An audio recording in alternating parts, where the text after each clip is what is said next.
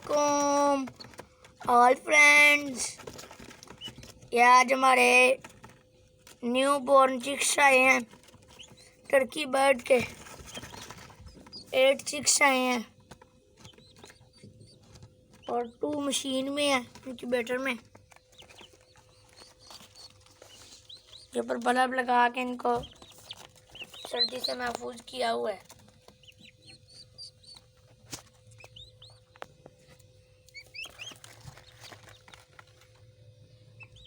ये देखें, white chicks भी हमारे जो वाइट चिक्स हैं और चीने हैं।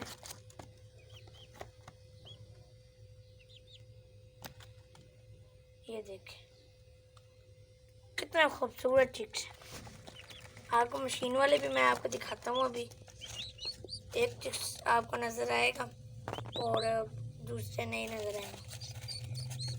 और जब आपके लास्ट 3 डेज रह जाते हैं तो आप मशीन को ओपन करना छोड़ दें। फिर मैं आपको एक बार ये मशीन दिखा लूँ। एक ये चूजा है, ये देखें, और एक चूजा वो उस तरफ गया हुआ है।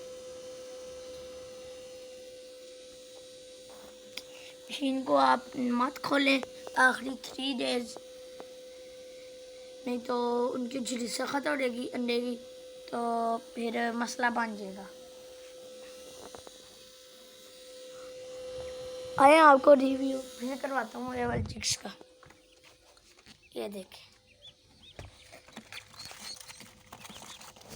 जैसा कि आपने देखा कितने खूबसूरत चिक्स हैं।